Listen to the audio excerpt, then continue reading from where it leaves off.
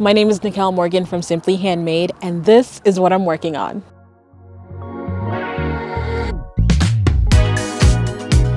I'm going to be taking this portion of my yard and I'm turning it into the garden space of my dreams. When we moved here about a year ago, everything was filled with leaves and shrubs and trees.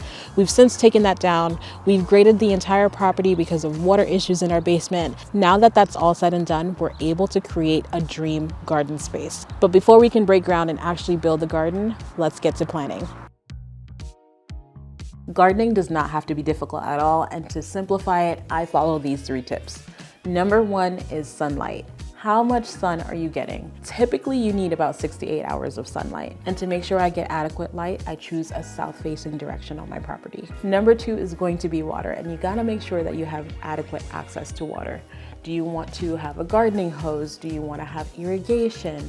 Try to pre-plan for that, and that'll set you up for success. And number 3 is proximity. You want to make sure that the garden is really close to your home because they'll encourage you to go outside and weed and look for pests and just take care of your garden. If it's too far away, you're more than likely not going to want to check it on a daily basis. With all of those tips in mind, my location for my garden is going to be in the front of my yard because that is the most south-facing on my property. Typically, I feel like most people have their gardens in their backyard, but because my garden is going to be in the front yard, I'm going to design it a little bit more aesthetically pleasing. I'm going for a courtyard feel, so I'm thinking of pea gravel walkways, raised garden beds, a greenhouse potentially, irrigation to help me with all of the beds that I'm going to be placing, and I'm going to have a configuration that is a little bit unique. So this is what I came up with, and I think it's absolutely beautiful.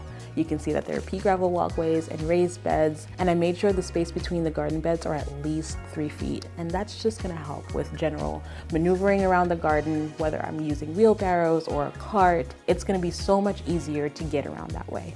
Now that we have the design down, I'm gonna go on Home Depot's website because I know I'm gonna be able to get some stuff today in order to start the garden today. So I'm so excited about that.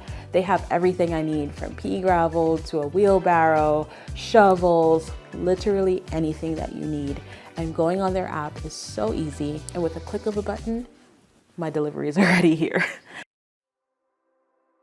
Now that the Home Depot orders are placed, we're finally able to go outside and begin working on the garden. And before we did any of this, we did call 811 to make sure we were all clear and we wouldn't be hitting any utility lines. We measured 18 feet from the sidewalk, and we just want to make sure that everything was nice and even. So I placed these garden stakes on either side of the property. I tied it with the string and I brought it over to the other side, made sure it was nice and tight. This will just help create a guide for the edger that I'm going to be using to make sure the lines are nice and crisp. So we're able to define where the garden is going to be and where the other side of the lawn that's going to remain untouched.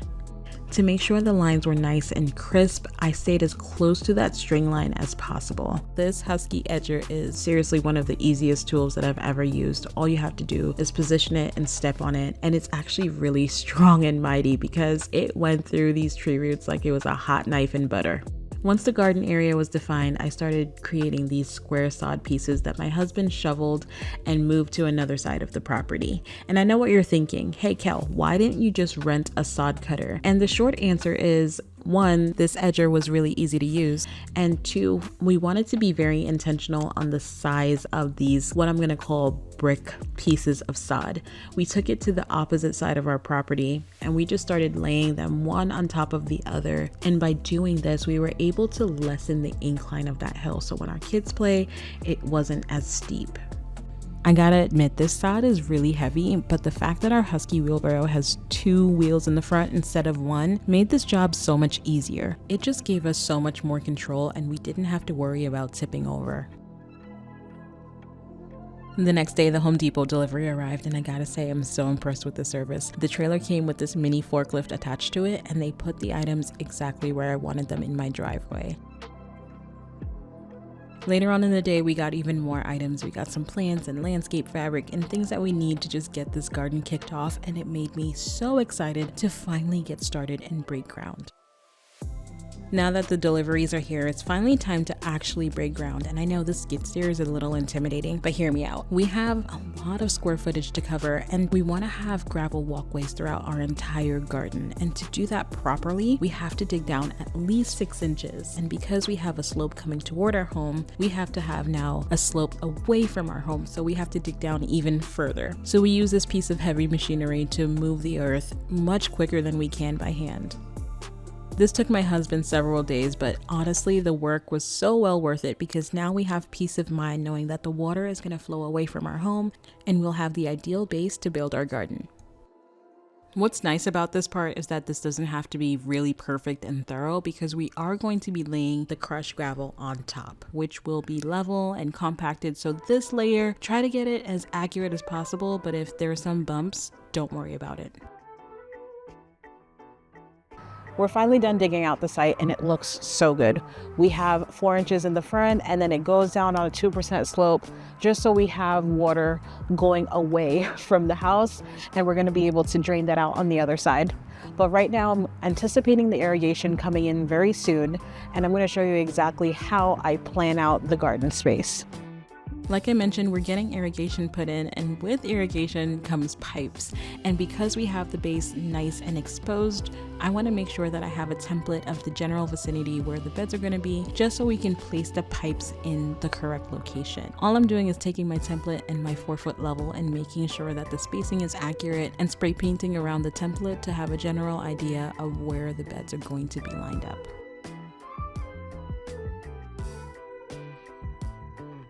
The crew actually did this part so fast, but they basically just took some pipes and attached them with couplings and T-fittings and 90-degree fittings to make sure that they were aligned under each bed. Now that we know the general location of where each bed is going to be, we are taking some topsoil from one area of our garden and moving it to where the beds are going to be. We're just cleaning up the edges here and making sure that we're utilizing that soil to make sure that we have good contact with the soil in the beds and the soil underneath.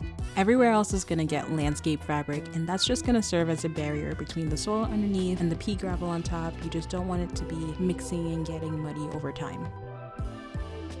Because we're working with about 1,200 square feet, we opted to get a bulk order of our crushed base. If you're working in a smaller space, this product from the Home Depot will definitely work and it'll serve as the perfect base for your garden.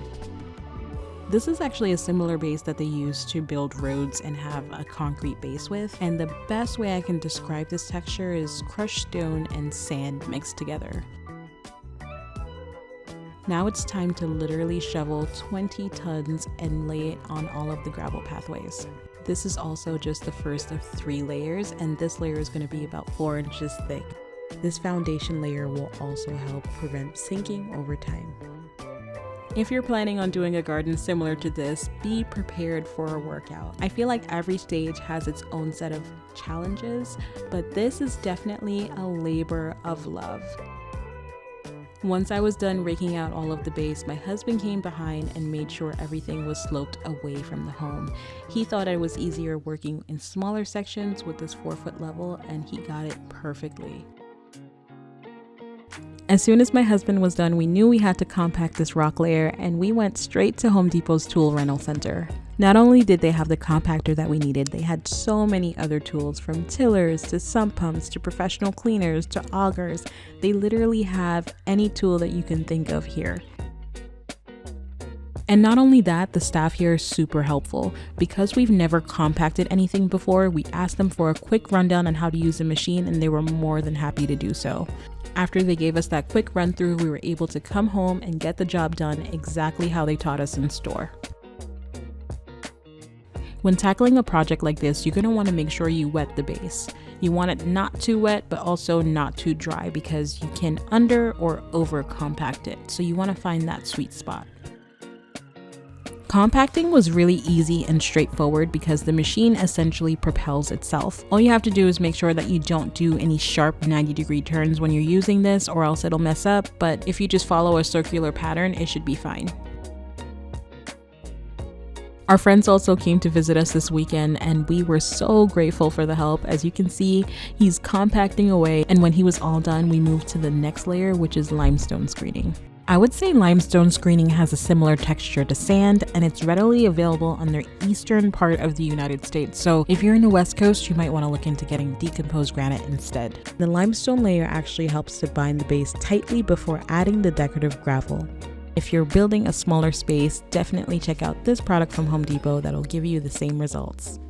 Because my husband made sure that first rock layer was absolutely perfect, all I had to do was lay down 3/4 inch PVC pipe, add some of the limestone screening on top, and take the back of the rake and kind of slide it across those PVC pipes. By doing it this way, we were able to make sure that 3/4 inch limestone screening was maintained throughout the entire garden. When we were done adding the limestone screening, I went ahead and I misted the entire garden and went over it with the compactor again. And I do want to mention here, in between each layer, we did compact about 3 to 4 times just to make sure it was nice and compacted and perfect for the next steps. And that is how we built the base. It was truly a labor of love. We actually had a flash flood come in, and we know that the water is streaming exactly where it needs to go, into the trench. So now that we know the base is solid, we're able to do the garden beds and the finishing touches, which we will do in the next video. Don't forget to like this video, subscribe to the Home Depot's YouTube channel, and I'll see you in the next one. Bye.